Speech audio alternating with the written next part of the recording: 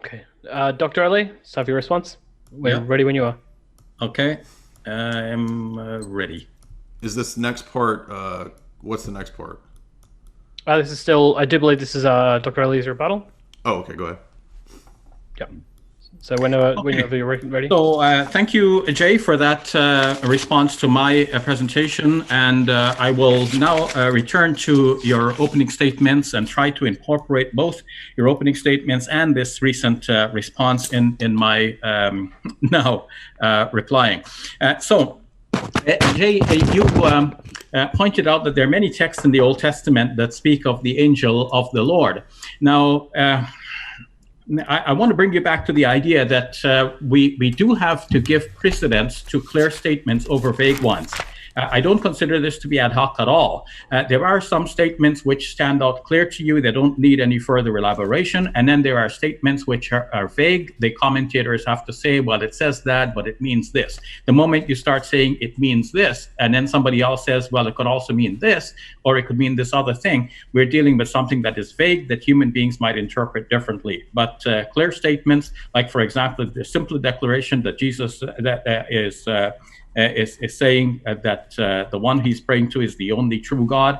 This is a clear and simple declaration. The declaration in the Old Testament that there is only one God, this is clear. To arrive at three, now you know that various people have arrived at different solutions to the idea that Jesus is God. Some said they use the term that you use, monarchianism, or at least scholars use that to denote the belief that the Father came down onto the earth and this was Jesus. We cannot use unclear texts over and above the clear ones. I think this is a good principle. Even in my debate with Nabil Qureshi actually admitted that. He agreed, and he restated it himself, that you cannot use vague texts over the clear ones. Now, the texts that say that there is this figure, angel of the Lord, this is vague. To begin with, it is not so clear that it should be the angel of the Lord, because it could be an angel of the Lord. The text can go both ways. The Septuagint, the Greek version, sometimes gives it a definite article and sometimes it doesn't. So we're not clear if God has one angel, several angels, and who are these angels? The angel of the Lord appears in the New Testament as well, and sometimes it is clear there that it is also to be translated as an angel of the Lord. And in Luke's Gospel, in chapter 1, verse number 11, there the angel of the Lord appears to Zechariah. And then in verse number 19, he says, I am the angel of the Lord, I am Gabriel. So I don't believe that Christians take Gabriel to be the third person of the Holy Trinity. So if you say that the angel of the Lord automatically equates with the third person of the Holy Trinity, we have here an anomalous text that needs to be explained. And there's several others as well. But even if you said that there is Yahweh in the Old Testament and he has his angel, so now everybody knows that there are two divine persons. There is Yahweh and there is Yahweh's angel, the angel of the Lord. But as I said, nobody was saying that. Nobody was declaring that, there are two persons in the one God, the Father, and the angel of the Father. Nobody was saying that. Even in the presence of Jesus, nobody is saying that. Even on the words of Jesus, that we find nothing comparable. The closest we find to any declaration of this unity and diversity within the Godhead is 1 John chapter 5, verse number 7, where it says that there are three that bear record in heaven, the Father, the Word, and the Holy Spirit, and these three are one. But this is notoriously proven to be a later insertion into the New Testament. Many centuries after the New Testament was completed, and eventually it found its way into the medieval texts and then was translated into the King James Version of the Bible. And now I notice that the Orthodox Study Bible also retains the same tradition from the King James Version by following the Byzantine text or the majority text, which others, like James White, for example, whom I've debated with several times, they declare this to be a later insertion into the Bible. So we do not have any original statement from either the Old Testament or the New that would indicate that at one time people thought that there were two persons in the one Godhead. Moreover, if something like the Trinity is true, it should have been known from all eternity, and it should be known among humans right from the very first one. But throughout the Old Testament, we have no declaration that there is anything like a Trinity. Always there is an insistence on one God. Yahweh speaks, for example, in Isaiah chapter 42, 43, 44, 45, 46. And these chapters are riddled with statements from Yahweh saying, I am Yahweh, there is no God but me. Besides me, there will be no other. Now, in the New Testament, it is clear that Jesus is identified as the servant of Yahweh. Matthew chapter 12, verse 18, for example, says that when Yahweh said, I'm sending my servant, this is the servant, this is Jesus. So Jesus is therefore the servant of Yahweh. For him to be the one God, he had to be Yahweh.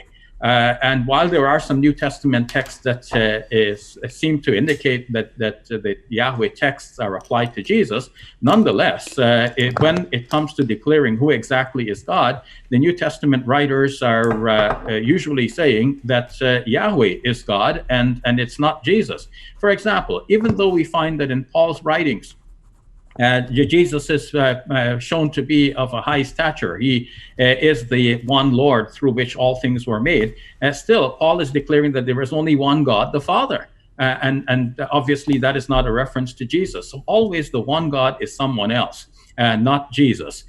So to say that Jesus is God using these varied and ambiguous texts, to me, ignores the plain texts, which indicate that he is not God. And now, what about the New Testament saying that Jesus is the one who was spoken about when it says, prepare the way of the Lord. So this is obviously the Lord. Well, that has to be interpreted within Mark's gospel and within the general scheme in which the New Testament writers are referring to the Old Testament. What can be seen, as many recent interpreters have pointed out, is that the New Testament writers are not, as we might have expected, faithfully copying what was mentioned in the Old Testament. No, rather, they take the texts out of their contexts and they give the texts new meanings. The simple way of defending this use among the New Testament writers is to say that they don't mean that the texts mean what they're saying it means. They only mean to say, look, these texts remind us of what is happening here, or what is happening here reminds us of those texts. It doesn't mean that those texts mean the same thing that is happening here. They were using what is referred to as Jewish pesher and midrash methods, which allowed for this kind of linking. It's almost like the link between a crossword clue and the answer. It's not a dictionary type of meaning. It's not that we're looking at the Old Testament and say, okay, what does that mean historically, grammatically? It's not that we have to go check the dictionaries to see what they mean. No, the New Testament writers take these out of their context. They ignore the grammar, they ignore the history, and then they put it in a context in which Jesus is being discussed. They only mean, to defend them, we can say that they only mean that what's happening in the life of Jesus reminds us of those texts. It's not that those texts actually mean Jesus. So with that in mind, we cannot take these as instances of proof that the New Testament writers are actually claiming that Jesus is Yahweh. No, on the contrary, they're showing that he's not Yahweh. He is praying to Yahweh. He is bowing down, getting on his face with his face to the ground, and he is worshiping Yahweh. So he himself is not Yahweh. What about Jesus forgiving sins? Well, it is clear from Matthew's gospel that the people, when they evaluated the whole episode, they praised God who has given such authority to men, which means that Jesus is not the only man who has been given such authority. The opponents came to their own understanding that Jesus is a man, and he, as a man, among other men, can be given such authority to declare the forgiveness of people's sins. So in the final analysis, this does not prove that Jesus is God. What about the logical proof that the Logos, being the second person of the Holy Spirit, this frees God from the problem of tanzih, or the purity of God? Well, for Muslims, generally, for myself, I have not delved deeply into this philosophy, and I have to say, Jay, that you have an edge in this dialogue in that you have studied this philosophy, and I would be glad to listen to you more about this and to learn from you about this. But at a simple level, I would say that this is not a problem for my conception of God. God is holy, God is pure, God is transcendent, and his transcendence is not compromised by the fact that he reveals the Quran and that he creates the world. As for the Quran, I would take the Quran to be a representation of the thoughts of God put into human language as a communication to us. When we communicate, we have an idea in our minds, and we put that idea into text as one medium of communication, and we're hoping that that idea will get into the mind of the readers. But that doesn't mean that when I put my ideas into text, that somehow that text becomes me. No, it is an expression of my thought. So the Quran is an expression of the divine thought and the divine communication, but not the Quran is not divinity itself. And so Muslims do not have this difficulty. But I think you need to notice, Jay, that even before you talk about the Trinity, you still have similar problems. If you say that, for example, Jesus is God and he is infinite, well then, when his words come out of his mouth, his words must somehow be explained logically using the same principles by which you try to prevent God from having this kind of discourse. Like you want a secondary person who will deal directly with the world. Well, the Greeks had said this before, and this where the concept of logos came up, where they said that God does not deal directly with the world, but through an agency, and that agency must be his logos, or his Sophia, his wisdom. And then eventually John's gospel picked this up and said, okay, Jesus is that logos, Jesus is that Sophia, and Jesus is that wisdom. John doesn't use the term Sophia, but Paul does.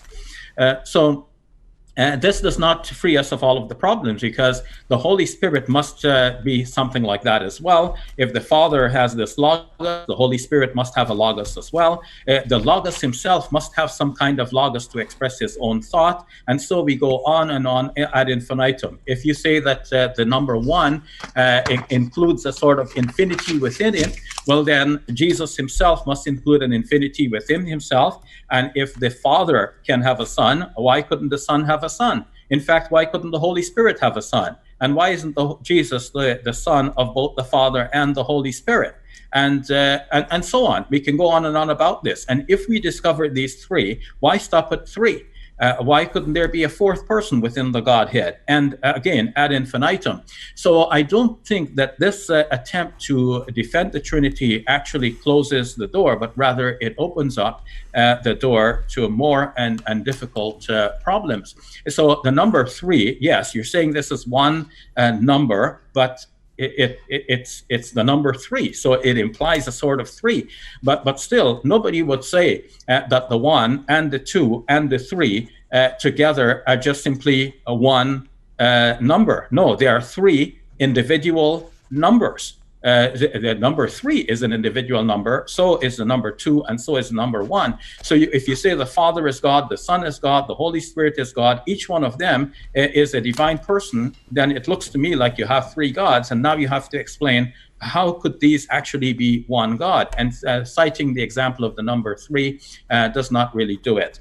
Didn't the church fathers progress with this idea? Certainly they did. For Justin Martyr, for example, it was not so clear who Jesus was. Justin Martyr, in his writings, as translated by Richardson, showed that he thought that Jesus was an angel who is worshipped along with other angels. So it was not so entirely clear. You yourself, Jay, have cited Origen, who vacillated on how exactly Jesus could be divine, or is he really divine? So 1 minute. Finally, saying that when Jesus said that who is good but God alone, Jesus must be denying that he's good. And then what about Muhammad? He couldn't be good either. And no, that's not the point, Jay. It's not that Jesus is denying being good, but he's denying being God. He's seeing the essence of the whole situation and proclaiming to this man, you're approaching me as if I'm God. No, I am not. And so it's very clear from the Old, from the New Testament, from history, and from logic that Jesus was not and is not God incarnate. Thank you all very much.